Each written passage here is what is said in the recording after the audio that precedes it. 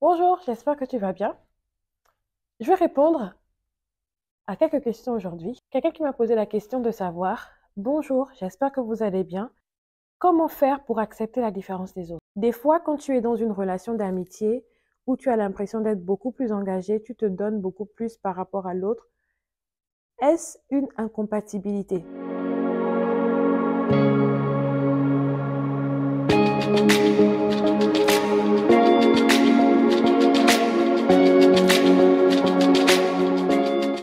Hmm.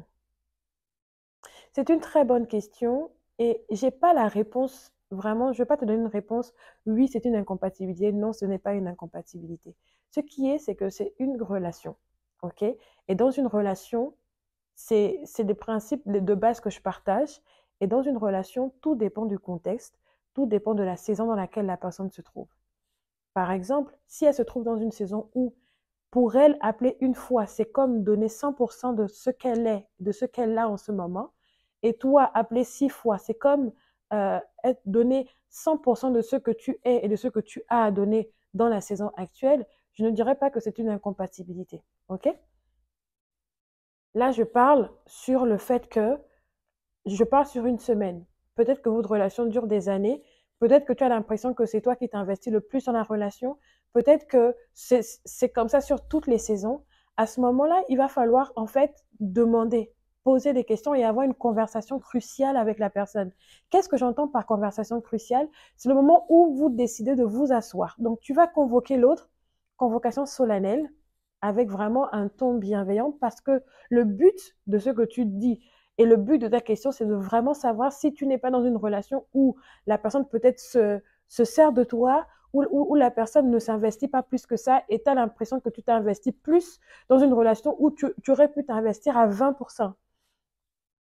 Donc, la conversation cruciale va servir à vraiment parler à ton ami, sincèrement, de tout ton cœur, et avec vraiment bienveillance, en lui disant, j'ai vraiment l'impression que depuis X temps, je donne et je ne reçois pas en retour. Parce que la réciprocité aussi permet que la relation soit saine et qu'on ne se retrouve pas en train d'être manipulé ou en train d'être dans une relation par intérêt égoïste. Donc, tu lui poses la question que j'ai l'impression que depuis un certain temps, ou bien depuis toujours, j'ai l'impression d'être plus investi que toi. Ça, c'est le premier cas. Le deuxième cas, c'est qu'on ne peut pas donner au même niveau. C'est-à-dire que si tu donnes 60%, l'autre peut ne pas te donner 60%, mais ce qu'elle te donne correspond chez elle à plus de 60%. Il y a des personnes qui sont réellement investies dans les relations, qui donnent vraiment, et de l'extérieur, on pourrait croire que, mais cette personne, elle se fait manipuler, elle ne fait que donner, pardon, ah, le pollen, cette personne se fait manipuler, elle ne fait que donner, elle ne fait que donner, et on a l'impression qu'elle ne reçoit pas en retour. Et tu sais, il y a des relations où tu vas donner parce que c'est ton cœur, parce que tu es comme ça, parce que tu es très libéral et tu le donnes de tout ton cœur. Non pas que tu donnes parce que tu veux recevoir la même chose en retour, mais tu donnes parce que c'est comme ça que tu es. Tu es comme ça et tu as à donner. Et parfois, on veut que d'autres nous donnent, mais on ne peut pas donner ce qu'on n'a pas reçu. Et donc, ce que tu veux que l'autre te donne, peut-être qu'elle ne l'a pas. Peut-être qu'elle n'est pas comme toi, tu vois. Donc là, intervient le fait de la différence. OK? Il y a la différence même dans le fait de donner.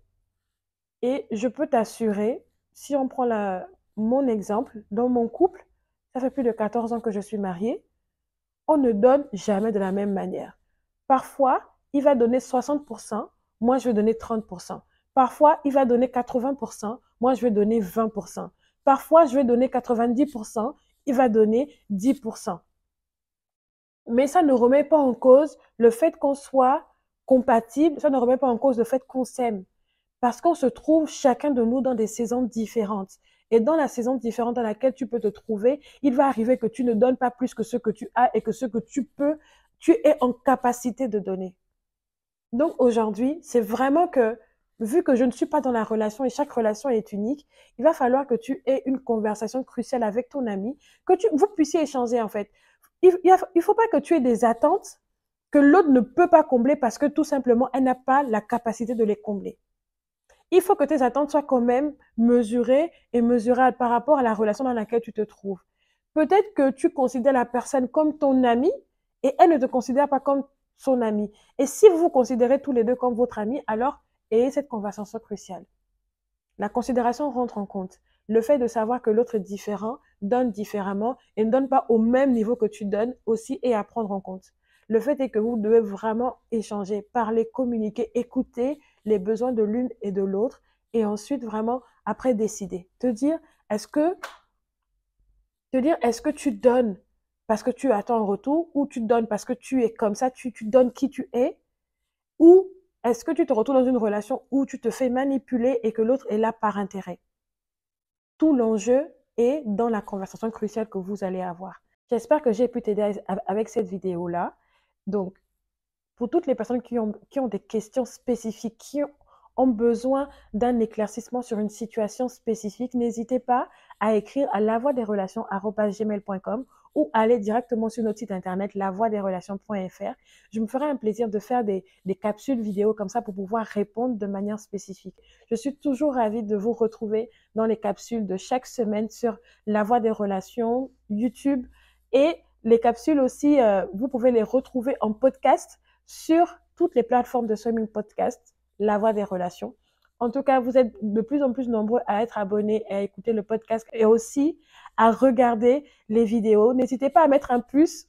C'est vrai que c'est beaucoup de travail d'enregistrer, de prendre les questions parce qu'on a pas mal là. Je vais enchaîner plusieurs vidéos là pour répondre à certaines questions. N'hésitez pas vraiment à mettre un plus, c'est super encourageant. N'hésitez pas à vous abonner, n'hésitez pas à activer la notification et surtout à partager autour de vous. On se dit à la semaine prochaine. Ciao. Thank you.